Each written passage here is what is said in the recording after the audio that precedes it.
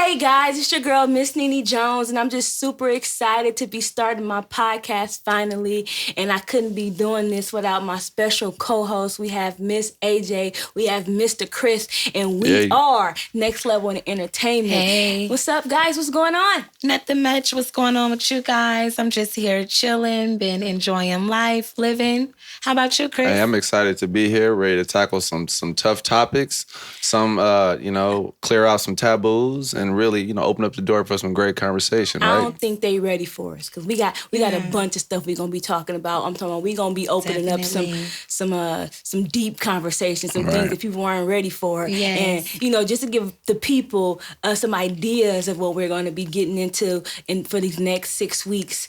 That we're gonna be running our podcast. We got relationships. We got what's snitching. We got politics. We got policing the police. I don't think they're ready. I don't think they're ready. Yes, I don't think they're ready either. I think that, with us, we're bringing something different to the table as far as other, podcasts. Not knocking anybody. Definitely. I listen to a lot of people. One of my favorite podcasts / radio shows is The Breakfast Club. Hey. And so shout out to them, and also Joe Budden and what he's doing. But, they kind of inspire me to want to do what I'm doing, Nice. And being that we're from Oakland, we don't really have a lot of this going on. Shout out to Mr. Fab and what he's doing. And shout out to Tyranny and what he's doing. Yes. But I think it's time for us, the next level.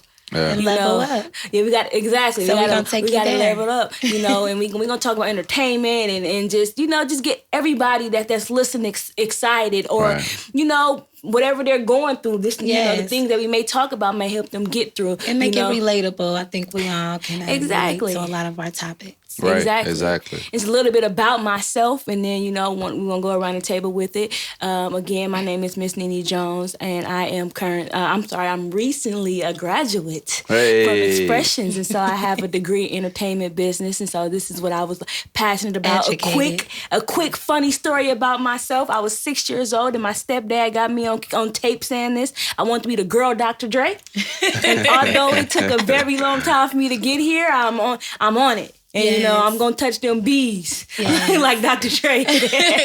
and our producer sitting here talking about he's, the producer and everything. But when I meant the girl Dr. Dre, I necessarily mean like I want to be making beats and, things like that. I just wanted to be, in charge and important. Yeah. So nice. Now that I know actually what he does, but that's, But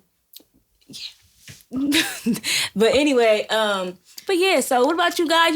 Introduce yourself to the world and what we're doing. So, of course, this is your girl, AJ. I am a mother of two.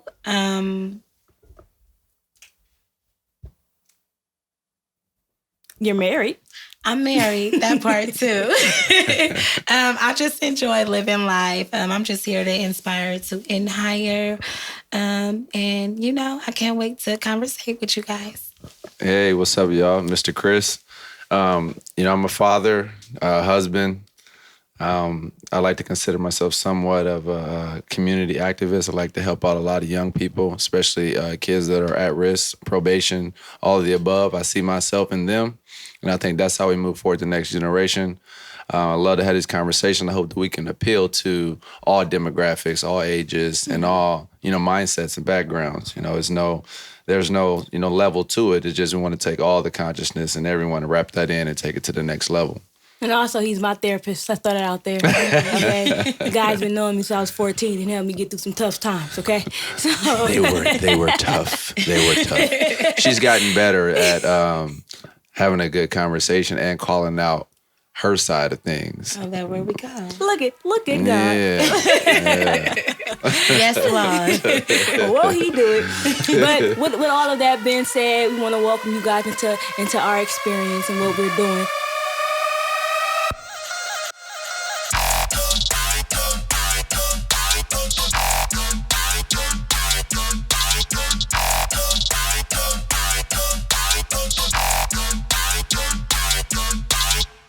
Hey, it's your girl AJ, and I'm coming through with your Next Level Entertainment Report. We have new couple alert, Fetty Wap is married, y'all. News broke earlier today. The 1738 rapper married his girlfriend, Leandra Gonzalez. The couple recently started appearing in candid videos online. Congratulations to the newlyweds. Also, we have YG and Kehlani confirmed they were dating last week after attending a New York Fashion Week event. The pair strolled hand in hand as they made their first public appearance as a couple. Kehlani became a mother earlier this year in March after giving birth to a baby girl whom she shares with her guitarist, y'all. YG also welcomed his second bundle of joy this July with his baby mother. Both parties are happily co-parenting and living their best lives. Shout out to the Butte couple. Nicki Minaj. I know you guys have heard about this. Nicki Minaj abruptly announced that she is retiring from the rap game to focus on building a family. How do you guys feel about that? I'm sure the Barbs are upset, but the rest of the world will carry on. Next up, we have rap artist Trina. Trina recently lost her mother 2 weeks ago. Let's keep her lifted in prayer, sending love and condolences her way. Last but not least, our girl Riri. News started to swirl of new music for the Fenty Beauty after Universal Friends held its open session. Rihanna is set to release new music in December. This will be Rihanna's 9th studio album. Her last album, Anti, from 2006, was certified platinum. We're waiting, Ree. This wraps up our Next Level Entertainment Report. I'll catch you guys next week. Holla.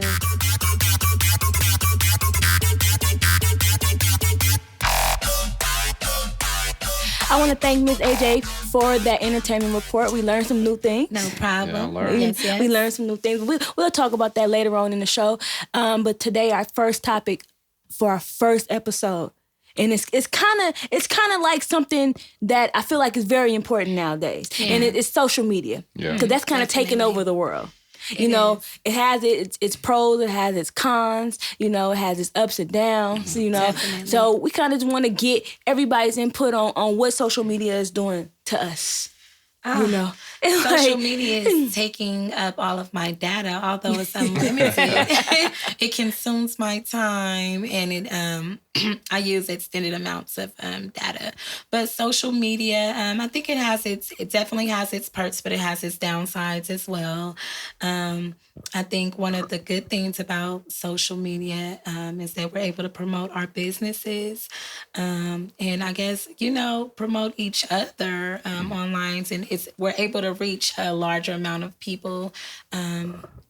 We're able to reach a larger amount of people on social media to be able to network. I think. What do you think, Chris?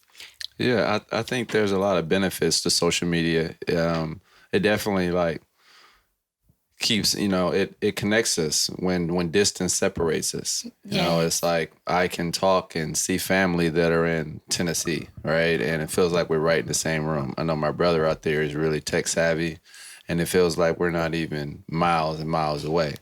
It also can help when conversations with family and friends see what's going on. Like I just learned about the situation, what's going on in entertainment now, right? That we'll touch on. So I think it's very beneficial.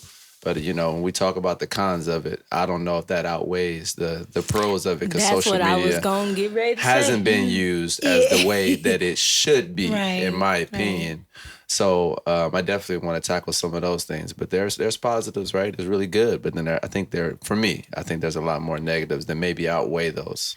I agree. I was just going to get into that. I think that, the cons kind of, outweigh the pros. In a lot of ways. I mean, what you guys said about, the good things about social media. Yeah, of course. Like we have to start off with the good first. Yeah, of course. We have to give them that. But, I do feel like that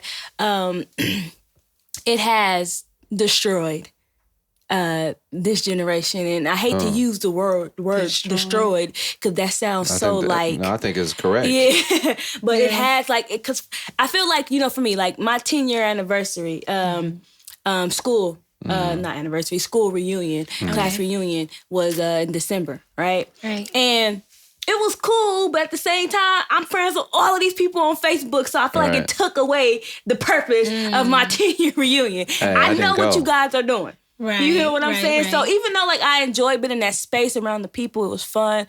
A lot of them I haven't seen in a while, but I haven't like physically seen them, but I know what they're doing. It's on Facebook. Hey, I can say that contributed to a big reason why I didn't go to mine. Really? Yeah, because everyone was tagging me.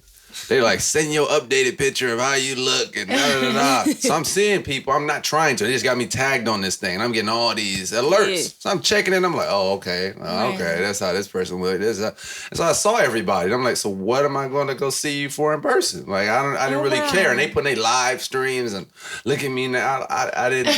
I was like, all right. I didn't want to see anybody until I get there. It just kind of.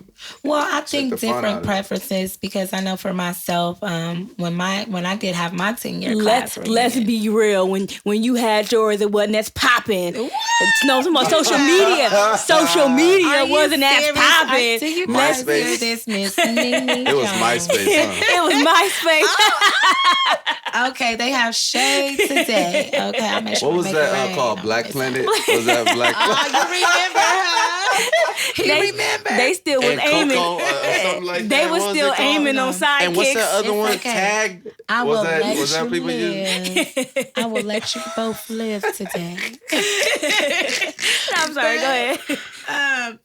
I'm sorry, the nerves of them, just because I'm a little seasoned.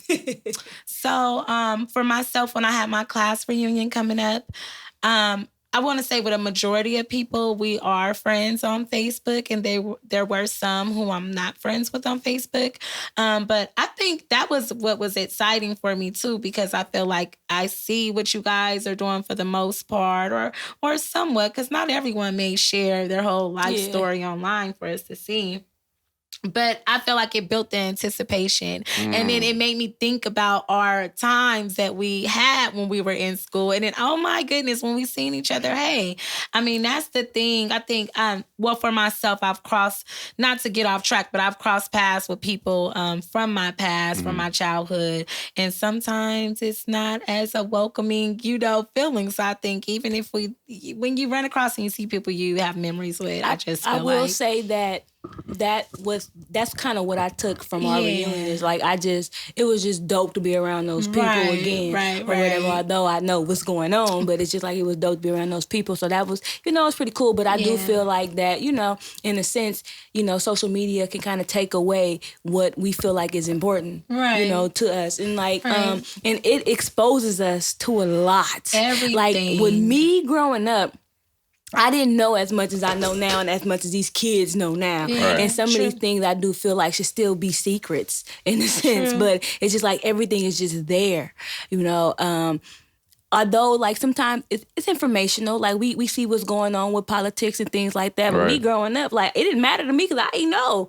that this was going on. Like it didn't scare me. Now I'm scared. I don't even watch the news. But do you think maybe it was because the sources that we did have, like as far as the television, like was that, like you said, or I guess you wasn't watching the news, but I know that the news was on within our households. No, definitely. But I'm saying, like, I didn't watch the news, right? But now that social media is just like what it is, that's what I'm always on social media. You get the news. And so I get the news from there. And so I'm just like, whoa, wait a minute. Like, and I'm not saying that the news is bad, even though sometimes they be lying, because I've witnessed the thing and they lie to the news. Most news I see is bad news. Yeah, exactly. And it's just like we're living in a world, I feel like that we're scared of a lot of things. Like we are. There's a lot of anxiety going on nowadays. I feel like because of what we are exposed to. Yeah. So it's just like, sometimes it's okay to not know. I mean, I'm not saying like be stupid or oblivious to things or whatever, but I just feel like, that's helping create a lot of this anxiety, a lot of this made up, things that these psychologists and therapists and psychiatrists are diagnosing us with. So it's just like, I feel like that it has a big, like social media plays a big part in that. It does. I just think it exposes a lot of our societies and, because I do run across things online. Like I see deaths that float around online. And sometimes, for most of us, that's not something that we're used to seeing on a regular basis. Right. And then unfortunately, some of us live in those poverty-stricken areas where we do witness things like that. But the way that it rapidly spreads, and then, like you said, if we're the age content that it run across too, like children and stuff. Yeah. Oh my goodness, what should they be seeing anything like that for? And they come out the womb knowing how to use it. Yeah, and that's true. Like they are so adapt to it. That's so true. That is crazy. Yeah. And like you said, like people, they'll whether pick up the phone to record you, to put you on Facebook or Instagram, opposed to calling the police if there's something going on. Like I've actually been a witness to that before, and that is so true. And you know what? In that moment, it was degrading. It was hurtful for me because, in the midst of me praying, I was so mind blown. I couldn't understand how I felt like everyone else was dehumanized. Mm-hmm. Like I felt like I was the only human out there. They were recording. That's what they were doing. It's like to me, social media, it reminds me of, like, for instance, when I go and I sit down to pick a movie, right? I really don't like to look at trailers all the way through. And the reason why is they take the highlights of the movie and they show them to you. And if you see all the highlights, it kind of tells you what the movie is about automatic. So I start to watch like a few seconds of it. I'm like, oh, this is a movie I want to watch, or this isn't a movie I want to watch. And the reason why that's important is because when you go to social media, it shows you those highlights of people's lives. And sometimes you take that as if that's reality. Mm-hmm. And it takes these highs in people's lives that when you meet them or you're in person and there aren't those highs, it does something to you psychologically, right? That's like someone saying, like, we're going to get married. I'm going to take it to the top of the world. It's like, oh, great. You're excited to get to that point. But then afterwards, then what? You know what I mean? So it's like it kind of has you in like this heightened state, all this anxiety, all this excitement, and life isn't like that. Like, for instance, when you're looking at people, when we were talking about the high school reunion, and they're showing you, oh, look at me, you're taking pictures in their car, and they doing all this stuff, and then when you see them in person, it's like, oh, so that was the highlight trailer of your life. So this is actually what's really going on in your life. So I don't like to do that because I like to just listen to the story. I like that. And I don't want to see a quick 20-second snippet of the highlights of your best meal you made and all that type of stuff. What about how you got to be a good cook? I kind of like how you said reality, talked about reality, right? And I feel like that people, my biggest thing on Facebook is this relationship goals, and not just Facebook, but Instagram, Snapchat, these relationship goals. Like they show you was like you said, the highlights of their relationships on social media, but they don't show you the struggle. Like relationships are not simple as people may make it seem. To portray them to exactly. Like the wedding was beautiful. Yes. You feel what I'm saying? But is the marriage okay? Exactly. And it's just like, no, you don't have to expose that type of, privateness on social media, but it's just like the people that are looking at your relationship and thinking like that's what I want, but it's just like you don't want to pay the price to get to what they're doing right now. You don't know what's happening behind closed doors. True. All you see is this, them smiling. But isn't it crazy though that's what I mean, is that why I have to be very cautious with social media, because you know how someone shouldn't put their personal life, but they're putting so much of their life. You're expecting them like, hey, why you close the door on this part? Yeah. Like you want to see what's in their personal life, or you start making assumptions like you know them. And you don't know anything about them. It's like you like, oh, they're talking about their relationship and they're arguing, and then if they cut it off on social media, you're like, oh, wait, let's see what happened. It's like you start to intrude. You start to intrude so much and expect so much for someone's life and to create this image of who they are. I don't necessarily like that of doing that over highlights. Yeah, for me, like I was in a whole relationship, but I would post like things on my Instagram that had nothing to do with my relationship, but I thought it was funny. Yeah. Or I know people that may be going through this, or it's a good quote. And somebody literally inboxed me or DM'd me, it was on Instagram, and said, oh, so you don't talk to such and such no more? I was just like, actually I do. Yes. Like I was just, I post what I want to post. Yeah. But it's like people really do look at what's on your page and take it and run with it. Like this is what value. Like this is what's going on. What's crazy about that is that those people who ask and have asked me things like that in the past, they wouldn't ask me that in person. Yeah. I never even would see them and we would have that type of conversation. But they can DM me on social media. Mm-hmm. Like, you don't even, we don't even talk like that. Like, you know, that's so true, because I've done something of similar sort, posted something and got a phone call. Who you talking about? Like, when is the last time have I even talked to you? And now you could call me, you're texting me, or you're DMing me, and you want to know who I'm talking about? Like, no, I'm not even. I'm talking about this meme that I posted. It's funny, right? Okay, you know. Well, let's make this clear. Ms. MISS_Nene Jones, I post what I want. Has nothing to do with my life. Exactly. Okay. Let's make that clear. Right. But I also wanted to go into the fact that Chris, darn, I forgot what you said. It happened. What about the topic? When we were talking about the high school, the going back to high school, or we were talking about the social media and the negative effects that they have, and you know, one thing I really want to touch on when I look at social media in general. One thing that I look at it as a place that social media, like it functions as a place where like anybody can have an opinion on your life, and anyone can also intrude in your life. But this, like today, it's like we've eroded that fabric of privacy.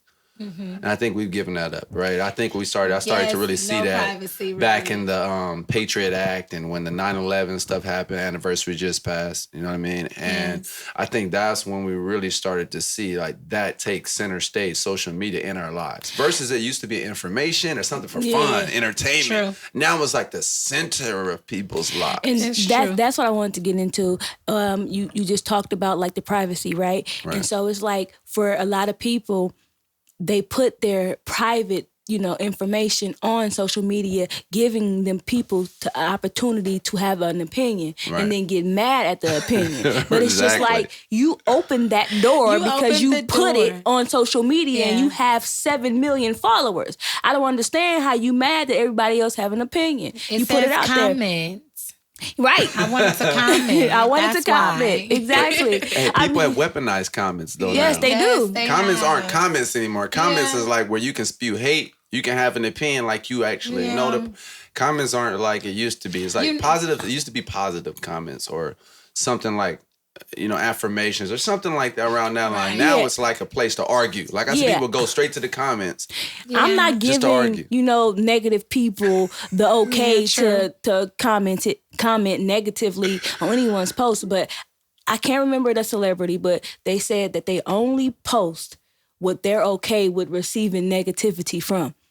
So, like, they don't post their children. Right. Because if they hear anything negative about their kid, it's a problem. Yeah. So, if they post a picture of themselves and they got bumps all over they're okay with what's about to come to them. Because they know that they finna get all of this, oh, you're ugly, or you're this. Right. It's cool. Because I put it out there because I knew that I may get something back. I may get positivity. I may get I'm all right with that. Right. But anything that person feels like will bother them, they will not put it out there. That makes sense. Yeah. And that's kind of something I would do. Like I had to humble myself. It's a lot of things that's going on behind closed doors in my life that's a good thing, right? Mm-hmm. But usually people run to social media, oh, I'm doing this, I'm doing that. But then I learned that like me doing that and putting that out there, that's an easy way for somebody to hate. Yes. It's an easy way for somebody to pray on my downfall. Yes. You don't know what I'm doing. Yes. So when I do creep up on you with something, you're gonna be like, oh, I like that creep up on you, move in silence. Exactly, I move in silence. Yes. And then also like I don't want to hear what everybody else got to say about what I'm doing. Right. Because right now this feel right for me. So this is kind of like somebody that I respect, Kyla Pratt. Nobody knew she was pregnant. Yeah. Both times. That is true. That is true. Like both times, like she kept her privacy to herself. Like that's something that was very sacred to her. So she didn't want the world to know. So there are things that you can do to keep especially like if you're in the limelight, to keep yourself out of the light. Like when did that? That's what when I think about it, I go, when did we give social media access into our private life? When I think of the definition of social. It's like communication, right? Mm-hmm. And then like media, that has nothing to do with your actual personal life, really, shouldn't have.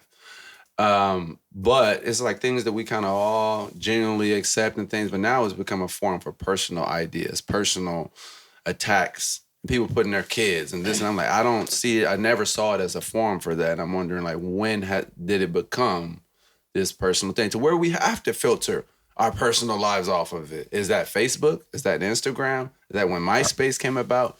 When was that?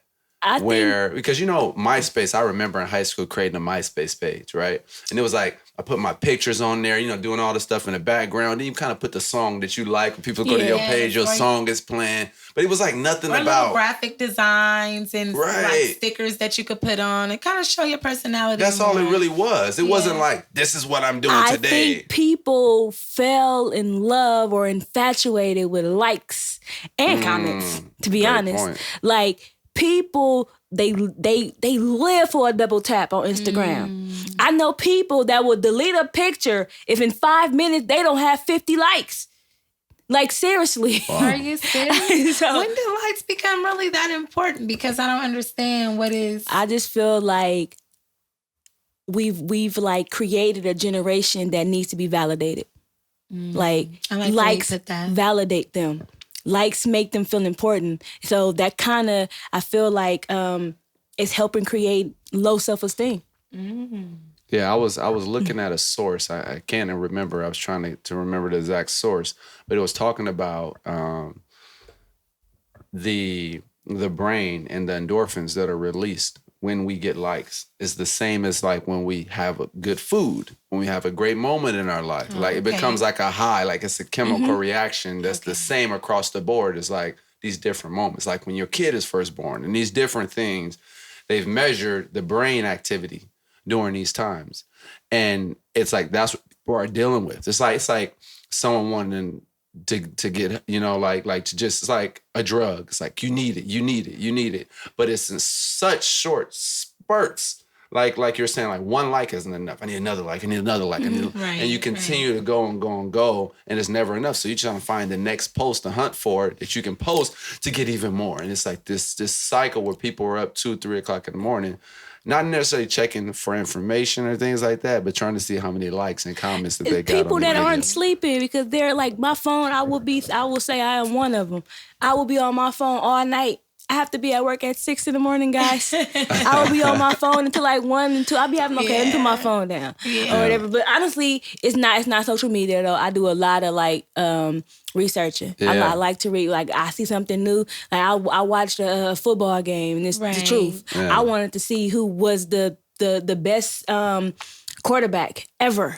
Nice. And what quarterback threw the most touchdowns, had the most yards. Like I like to do stuff like that, so that's kind of what I'm on my phone for. But I will say that you talked about like, they get that high off those likes. Same thing I heard about with games and on phones, that's right?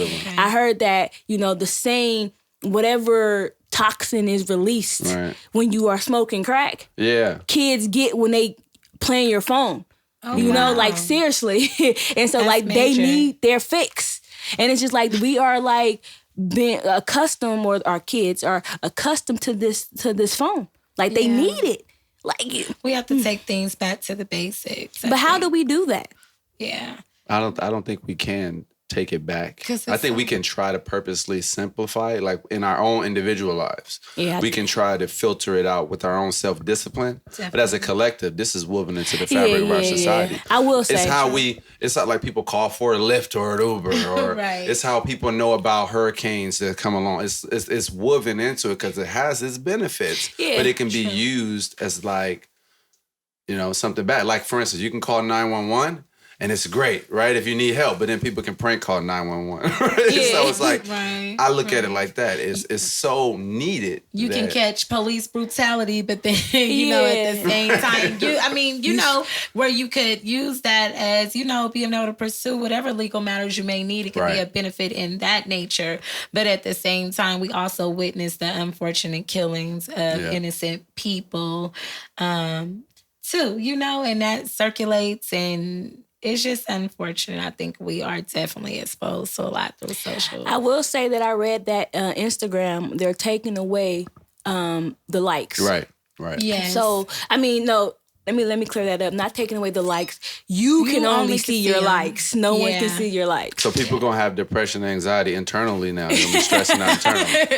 They be like, man, what's going on with you? Like, man, I'm not trying to talk about it. Man. What's going on, man? On that video, only had 30 of them. Did you see? Oh, you didn't even see. But I do feel like that it'll help because a lot of people compare themselves to other people. I posted the same picture and I only got 2 likes and she got 2,000. So it's just like, I feel like that, like you said, it's kind of like smoothing it. It's not gonna take it away, but at least it's gonna help a little bit. True. So. True. I have some people whose stories I run across, and I literally can see their whole day from beginning to end. I'm at work with you. I didn't take your kids to school. I didn't fought your baby daddy with you. We on the block. We playing crib cuz all day, like just crazy. So an emotional roller coaster. It seems like to me, it's like I can't get off of this ride when I get on social media. It's like them being force-fed information. And a lot of it, to me, doesn't matter.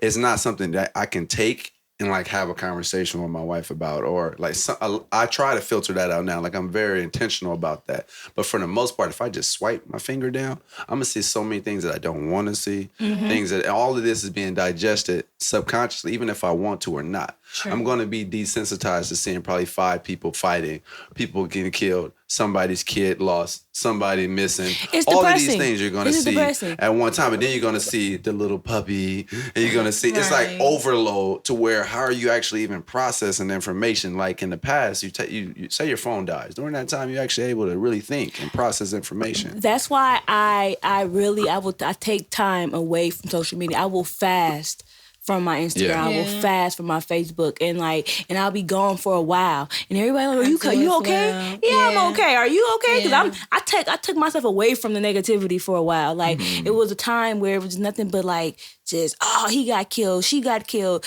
and this baby got kidnapped, and this baby got shot in the head. And I'm just like, whoa, like I mean, I get it, and I'm praying for those families, and I understand you guys trying to make people aware of all of this gun violence, but it was just too much for me. And I'm like, I don't want to keep reading stuff like that. Yeah. So I had to deactivate my Facebook. It was like for like a month. I had to stay away from that. Yeah. And then I got back on. The first thing I see, literally the first thing I see, one of my good friends passed away. Wow. And that was, it was June 27th. 2013. The first thing I see when I got on social media after that month.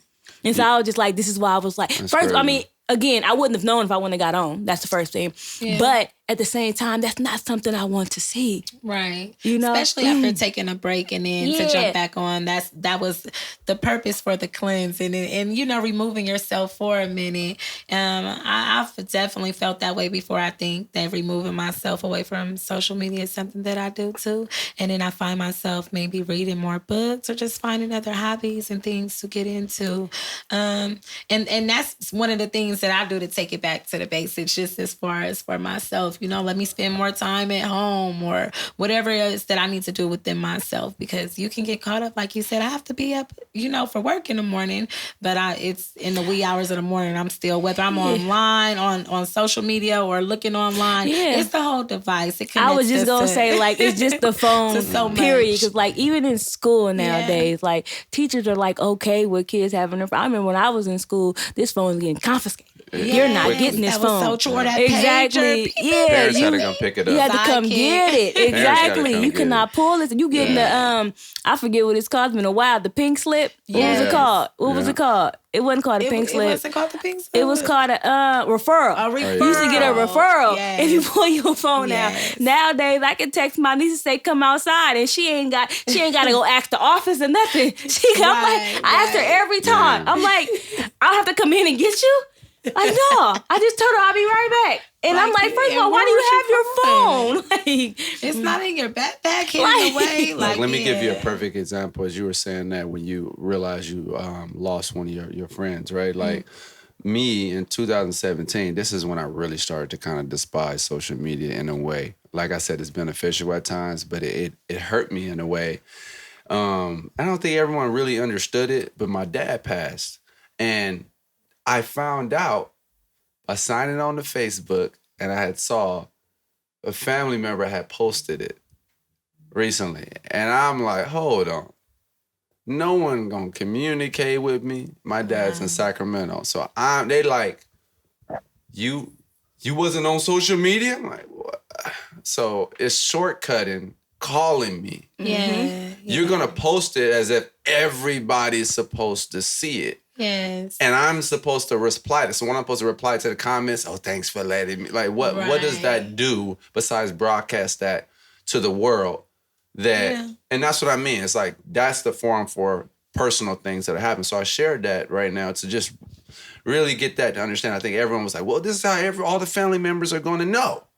I'm like, but like, that's my dad. You know, it's like, this person already you call me. Like, you call me. It's like, please. how are you? How is that a shortcut? And I'm like, whoa. Like, that's the new phone. That's the phone call. Is that if I wasn't on, imagine if I didn't check for a week. It's funny that you say that, because that's true. What if you didn't check? So because when my brother passed away, like, I made it, my duty to call my family before I posted it, because I think I was one of the first people to post my brother on Facebook, and it's like, let me call them first. I don't want them to wake up and see this on social media. Like that can be heartbreaking. Right. Like for me, when I seen that my friend, like that's the first thing that I seen, like that hurt me. Right. And then I had an inbox from his girlfriend or whatever on Facebook because she didn't have my number. So, much love and respect to her, not knocking her in any type of way. But it's just like, she tried to reach out. But for me, it's just like, let me give them a personal call because I don't know how they're going to take this, And then I posted it from there, and then, the world knows. But to go back to what you said, like, I get that a lot. You didn't come to my baby shower. You didn't come to my birthday party. When they be like, because I posted it on Facebook. I'm supposed to look and scroll listen down though, but I don't pay attention to none of them invites. I promise you, and I don't do it on purpose.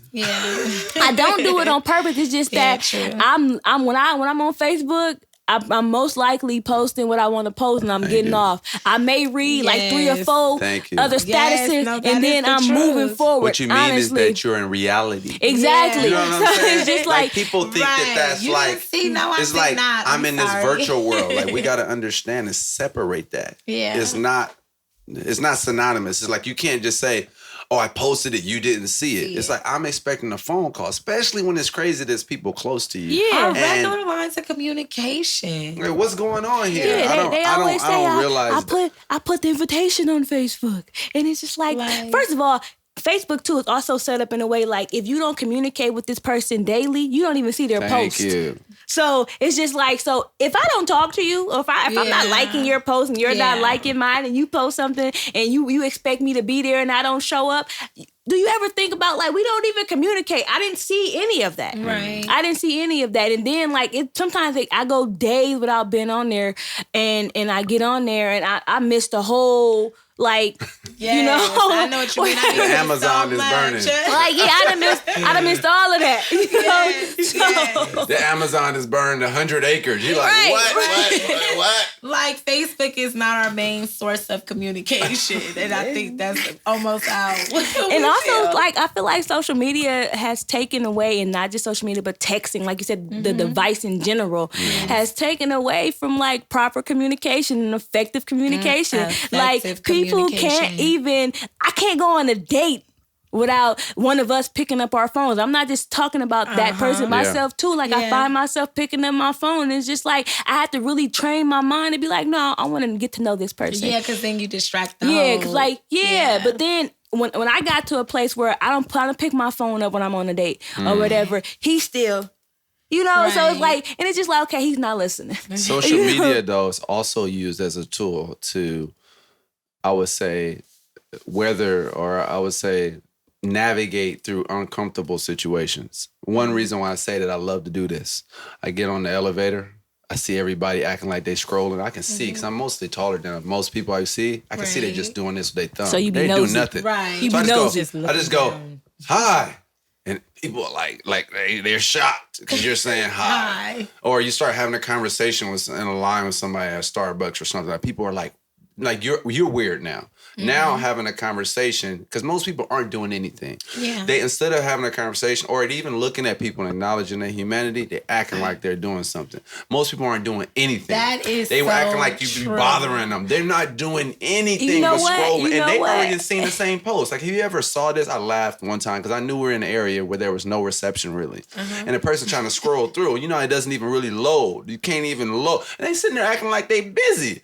I'm like, hey, how you doing? I'm be honest. I've done that too. Come on. It's been times where I'm walking past a bunch of dudes and I'm not even on social media. I'm scrolling past my contacts. Like I'm just, like I I'm done doing. placed my phone on silent too. So this Okay, a tool. just so This is a tool I'm really to looking avoid- at something. To avoid. to avoid conversating. Yeah. So I guess It is a tool to guess it avoid knocked out. conversation. I've done that though in the past. And this was though a long time ago. This is when people used to have the little jelly pads on the Nokia sidekick. I mean the kick. Like on that one. So I just recalled that sometimes when women would walk past and they would act like they didn't hear me. And then I would act like I was getting ready to say something rude.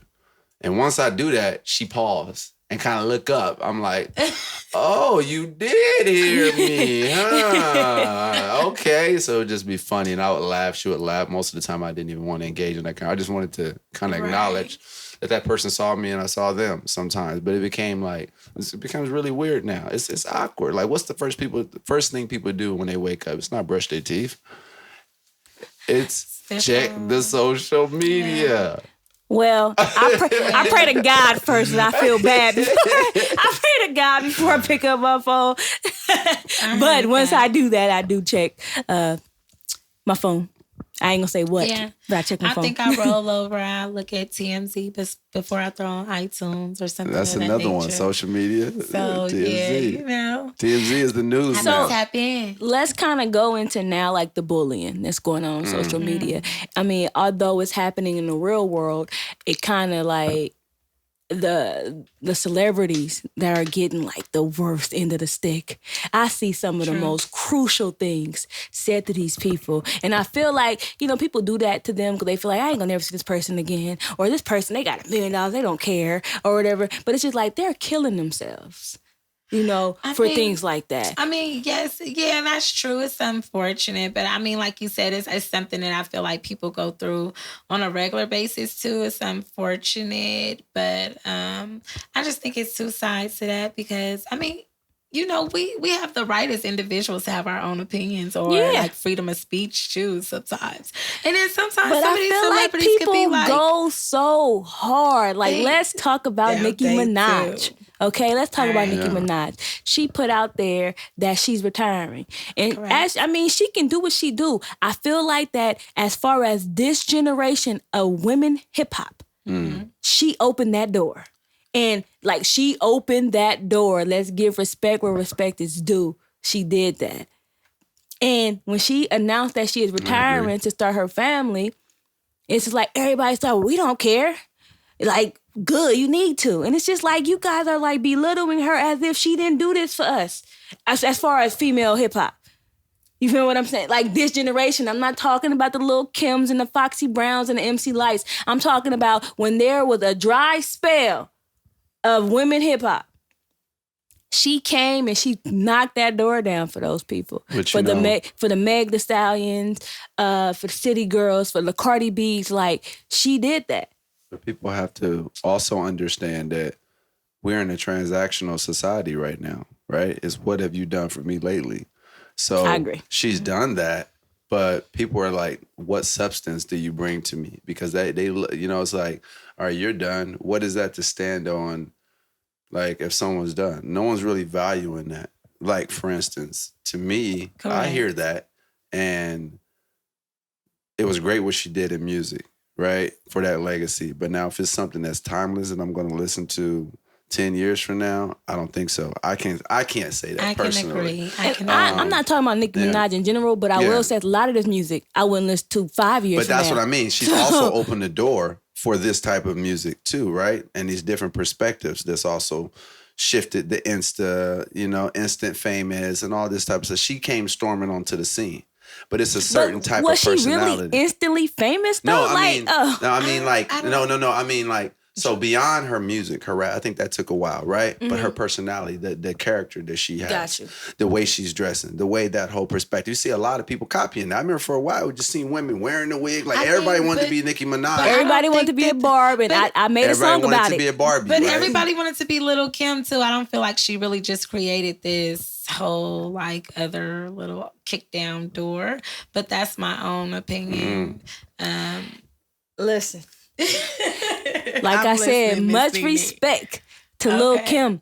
Like, she has done some things. But I'm saying just as far as when that dry spell, and shout out to Trina, I love Trina. Trina has been the most consistent female artist in the industry. We love Trina. So I will say that, but I'm saying like she was like the only one.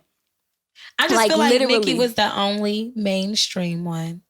I know, but that's what I'm saying. But she opened. I feel like she opened the door for artists that weren't for female artists that were not mainstream. That's just because their time hadn't rolled around yet. Listen, I just feel like that she.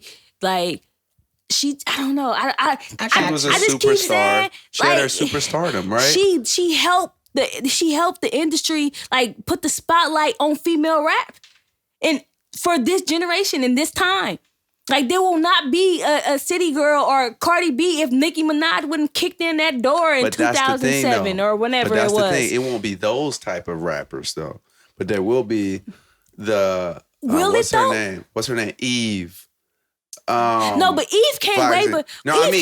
It's a different type of rap, right? I think Nicki Minaj made it Barbie rap. You know, like she made it like a Barbie doll. Like I'm this type of, and you can't. I never even heard like I can't say her whole song lyrics. I don't know what she said. I just know it's a bunch of. I don't know what she's saying. It's a whole character. It's a character that it is. Listen. And no one really listens. It has no substance. I take nothing from it. I'm not a Barb. It's great dancing music. It's the same. I'm not a Barb.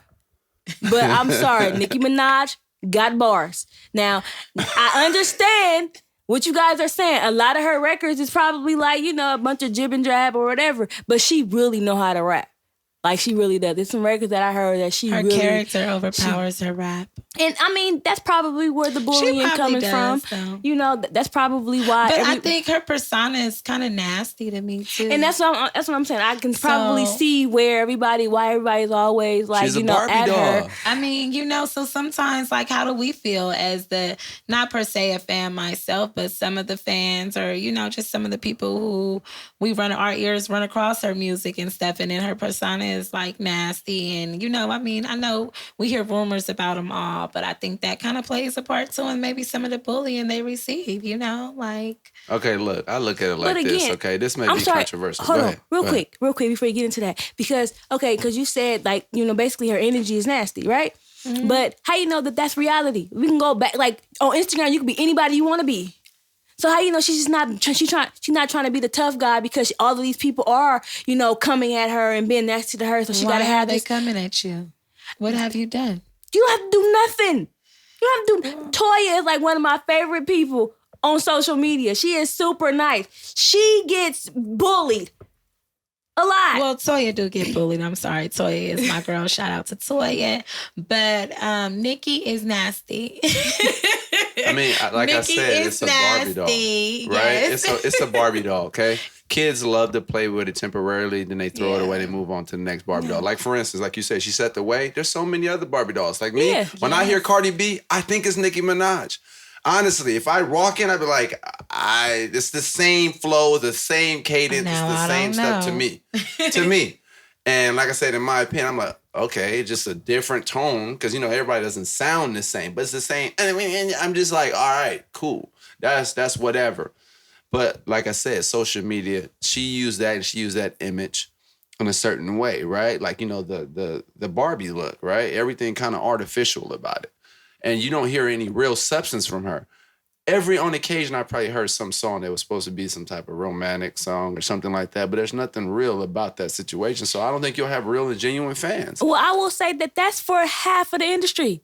Right. If not more than half. Like, I feel like everybody puts on on this facade as if that they're this person and they're not. Well, can I say something? I just want to shout out Meg, though, because I think she's extremely dope. And she inspires me because I feel like she's this hot girl and she also promotes education because we all know that she is a college I love student. Meg, but she put out the same music. So. Okay. Yeah, she do. But I mean, we all have that ratchet side of us. I don't know. I mean, sometimes we like to make our knees touch our elbows. Her music is like, I'm not saying her. I'm just saying in general. Like she does the same thing that Nicki is doing, what Cardi is doing. But is that art though? Is that art? I mean, that's their art. It's definitely entertainment. Yeah. I think it's entertainment. It's not art. But their flows are their art. But and then the entertainment has to go along with your art. You know what I mean? Like, I'm a painter. I'm an artist. Like, I have to splash the paint on the canvas, right? Yeah, but come on, articulate for me. When I look at it and I think about art, I think about something that's timeless. Like you said, a painting, right? Yeah. A painting is something you're going to have on your wall. You want that in your house for a long time. No matter what weather, storms, no matter what you feel, that's going to be a piece of art that's timeless. Okay. Michael Jackson is timeless, okay? My favorite artist is a female, Alicia Keys, okay? And she doesn't get all that flack and everything because her image that she puts out there is what you respect. You respect her as an artist. You don't just... I like Nicki Minaj. I only know about it because I was like, who's this pink-haired person? Like, it's like, that's what my initial stance was like, oh, okay. That's like the modern day Lil' Kim. Like, I was like, okay. And that's all it was. Like, this is a new age version of that. And I was like, that makes sense, I guess. That's all right. But, like, it's not timeless. And the reason why I'm saying your fans fade to something, because people just transact. They just hop to the next one. Remember Chief Keef was the hottest? Yeah. Where do we hear about him now? After a year or two, it's like, but also Nicki Minaj made that breakthrough when Drake was making the breakthrough. When Lil Wayne was the hottest guy. True. That's what that was. And they were doing these things in their personal lives, but, outwardly portraying them like their image. Like Lil Wayne started doing all the face tats, the crazy colored dreads, all this stuff to get attention. But people were really growing on him based on that image, and they felt like that's who he really was. No one really knows what's going on in his personal life, but that's what you're portraying. So when that stops, people just throw you away. Like, you're just kind of disposable in that way. I do feel like a lot of these artists these days are kind of temporary. And I'm talking about even the people that are trying to recreate themselves. It's temporary. Like, these kids have a low tolerance of, what's the word I'm looking for? Like, a short attention span. Right. Like that's kind of what it is. Like you said, I remember when Chief Keef was like the hottest and Dirk was the hottest, and even T Grizzly when he came out with the First Day Out, I thought he was the next big thing, and he was for about 6-7 months. Yeah. And now I don't hear, even though I do like T Grizzly and I will go look for his music because I just like the artist that he is, but. It's like people get bored. Like I have nieces that's 16, 17 years old. And, I have artists that I'm managing and I kind of get their opinion on what we should be doing. Because like this is the crowd that they're targeting and, we want them to be listening to their music. And I was in the car with them and I was playing a song by an artist. And they was like, TT, turn this off. Like, this old. We ain't listening to that no more. We don't listen to him no more. That's 6 months ago. Look. Right. No, seriously. Right. I'm like, first of all, I just got on the song. It's new to me. But like they get bored so quick. They get bored so quick. And so I feel like now artists these days are just making music for the time being. Right. It's not timeless. I do agree with you on that. 100%. Instant is the new fast, right? So it's like now it's insta fame, right? We saw a whole look, like documentaries to me used to be about like things people went to go investigate and we learned about. Now I see a documentary on insta fame. It's just people who got famous really quick. Yes. And I'm like, this is a documentary. Like, how is this even in this section? And it's like, this is where we're at. I look at it as music right now, and social media represents the age and time that we're in right now. Like the music, if you listen to Nicki Minaj when she came out, that correlated to the consciousness of the community at that time. When we were listening to Fight the Power, people were rebelling. True. People were dumbed down. They were like, you know why? Because it's simple and it's nursery rhyme. When people were simple-minded that way, that's when that was popping. Now as people start to want and yearn for more, you kind of phase out of that. But you still have your split now, right? People who love the city girls. They love that. But then you got people who are like, listen, man, we love J. Cole. That's not real rap. It's like you have that right now. It's that split where some people are yearning for more information with this age of information, and some people are just, just kind of going with the flow of whatever it presents. That's why it's such a divide to me, in my opinion. One of my favorite artists, he is my favorite artist, and it's Tupac. Right. I love that man. Timeless. Exactly. Timeless. He is. That's timeless. He is fine. That's art. Okay. He is fine. Y'all hear it? Yes, Lord.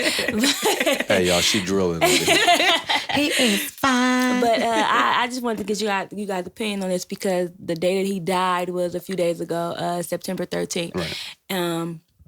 And I read something about, it was a comment from someone that said that Tupac is rolling over in his grave right now because of the direction that hip-hop has gone.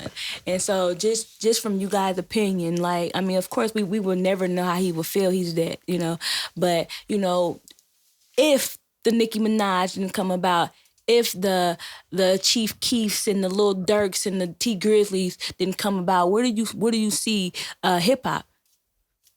Oh, that's a really good question. I see it as being what it originated from is a tool for empowerment, something where you can learn, you can educate. There was art in it. It was people's expression of themselves, right? In their art form. And, I look at it like Tupac, what he said. I remember what he said when he was in jail, locked up, because that's my favorite rapper, right? That's always been timeless, right?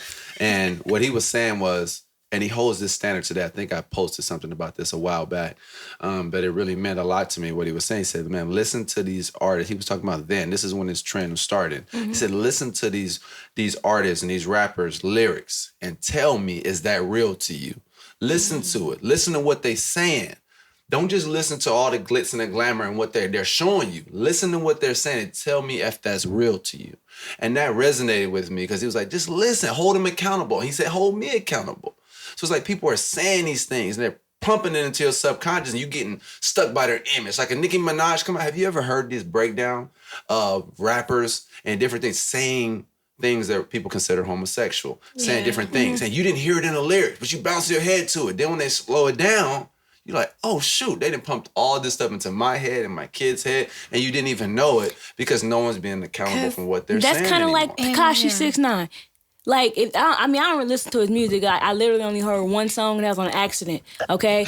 It was like, in the morning time, I listen to The Breakfast Club, and I go to the iHeart app, and I listen to what's actually been played live, and they played the Stupid song. I think he was like, Stupid, or whatever. Mm-hmm. And, like, that was my first time hearing a Tekashi 6ix9ine song.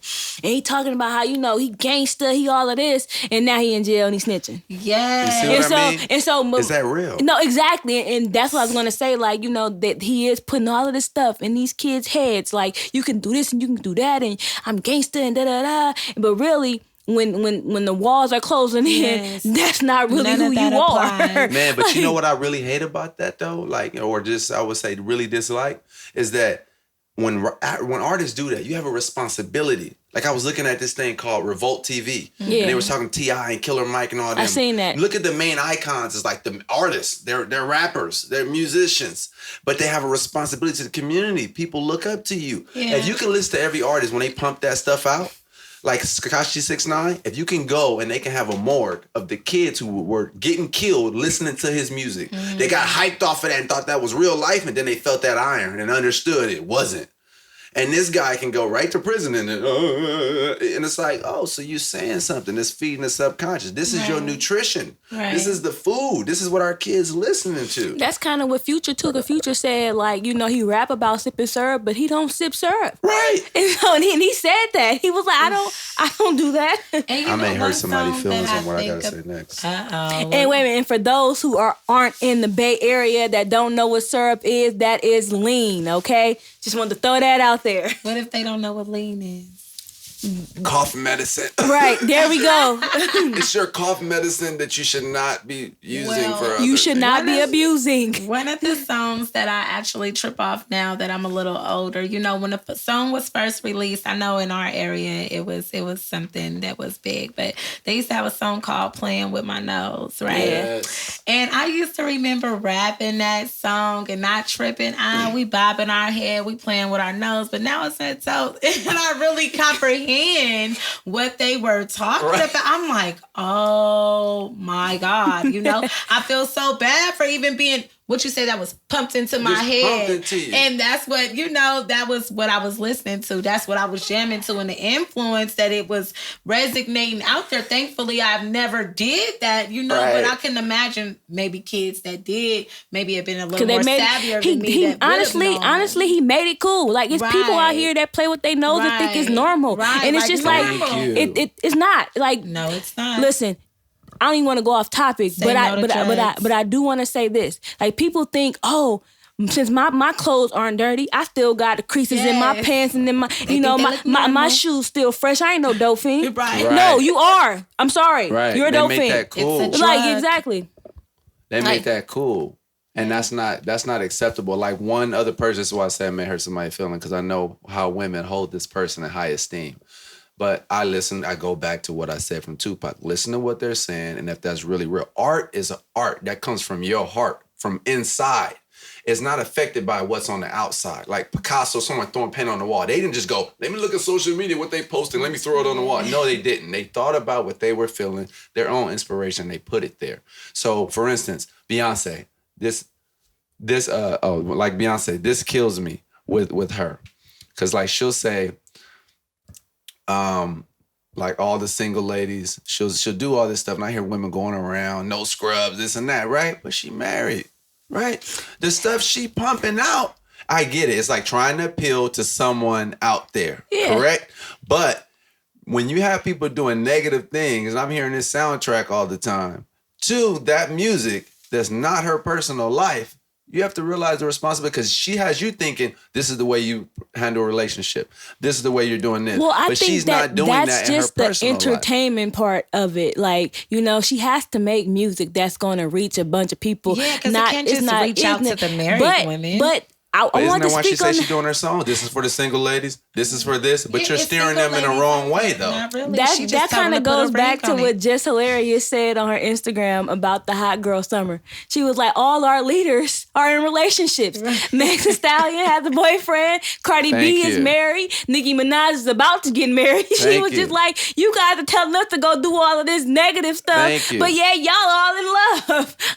like that's what's really going on. But I think that's just the entertainment part about it. And so I feel like that, like how Ashley said, I'm sorry, how AJ said that when she come to realize that playing with my nose is not okay. How long was that though? But look, how long was that? And look how negative that is. Like, we're thinking that children are able to distinguish between what that is. Like, you grew up, right? All these years to realize that. They're not making a distinction that that's not her real life. You know how many people I've talked to, especially young girls, they think Nicki, oh no, this is the way her relationship, like this is the way this person is. And it's not the way they are, because you aren't portraying what's real anymore. But don't you, like, if you have a daughter, right? So you don't explain to your daughter, not you, but I'm just saying in general, you don't explain to your child, hey, this is not real life. I feel like some of that, I feel like that starts at home. Like, I don't have any kids, but with my nieces and my nephews, I make sure they know that that's not real life. Like SpongeBob, for instance. Like, it is what it is, SpongeBob, whatever. But he get hit by a bus, he don't die. He get random. Just random stuff happens to this sponge and it doesn't die. And so, I have to tell my niece that's not real, so you don't go jump in front of a bus. That's just an example. Of course, like, she wouldn't do that. Just but the on-hand parenting. So, and it goes back to, like, with artists. Like, you don't do what Tekashi's doing, because, like, look at what he's doing now. He's in there telling. But it feels so real, though. It feels real, but you still have to tell them.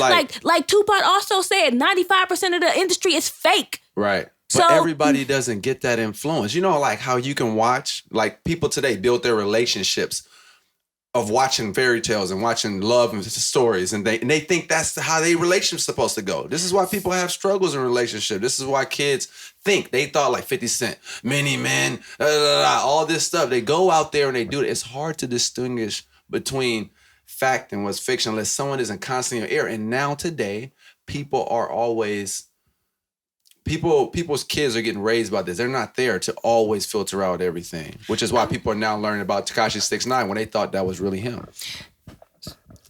I just want to say, I don't know. I know for myself growing up, I was into Word Up magazines. I used to listen to the Block is Hot Lil Wayne album. He had a dirty song on there named Keisha, you know, but it didn't influence me to go do anything that he was rapping about Keisha was doing. I just think that as individuals and as parents, we have to make sure that we keep our lines of communication open with our kids and let them know what's real, what's not. My dad used to limit me to watching videos. You know, that was something that I wasn't able to do. So let's make sure that we at least reach out and we make sure that we aren't only there physically, but emotionally for our kids, and we just keep it all open lines of communication. And we're going to close on that note, and we just kind of just going to sum it up with our common sense for Chris to end the show. And just want to thank everybody for tuning in. And, you know. Definitely. All right, y'all. Here's my take on the common sense. You know, making common sense common again, guys. You know, this is definitely segues into our conversation. I just want to hit you guys with a few things upside the head. Let's have a conversation about it. First, speaking on social media, I really want to talk about this: relationships, kids' lives, and our own personal lives. Hopefully some of this resonates with you. If you put your personal life on social media, expect personal intrusion from people who don't really know your personal life. Social media is not a place to have relationship disagreements. Stop fighting using Instagram and Facebook. We don't want to see that. Children shouldn't be allowed to check their social media account before they check their homework. Come on, what's going on, parents? How they come in and check and see how many likes and followers they got before they found out what's 2 + 2. All right? Most of your friends on social media are not your real friends in real life. They're not going to be there at your funeral. If you're more active on social media than in your personal life, you don't have a real life. Social media is a tool to connect people and ideas when distance is a barrier. It should not be used as a tool to spread hate and envy. I think we got a lot of that going on around, and a lot of depression and negative consequences as a result of it. Social media should not be your child's babysitter. Don't give them the phone, the tablet to babysit them. You do it. Parenting is hard. It's one of the hardest jobs you'll ever have. Don't pass it off to a social media account. If you make comments in cyberspace that you wouldn't make in front of an individual, you're a cyberbully, which translates to just being a punk, being a coward in real life. Don't say things on there you wouldn't say, but we know a lot of people have what they call it, Twitter fingers. Children are far more likely to be victims of cyberbullying, which leads to depression and anxiety and also suicide. Everybody know what FOMO is? FOMO. It's the thing that most people check their social media for. It's called fear of missing out. It's what social media sites thrive on. They thrive on that, but you aren't missing anything. Unrealistic expectations in relationships in your life usually arise from too much exposure to social media. Check that. Body shaming, negative body images or body comparisons usually manifest and are not able to be distinguished between because people doctor up their photos and show their best images. It's kind of what we were talking about the highlight reels. Women, please stop twerking and showing body shots and then complain saying men are thirsty when all your pics are about sex and nude. Men, women do not like your lame penis pics sent to the DMs. Stop doing it. I don't know who got hooked up by that and think that that's a successful thing, but it's not working. All right? Stop putting so much of your info out there as if it deletes or cannot be used against you. You know, you get a job. A lot of people now search your social media to see who you really are now. All right. Finally, if used properly, social media can produce a healthy community and social connection. Let's use it as such. Let's get back to that. Facts. Common Sense with Chris. See you guys on the next episode.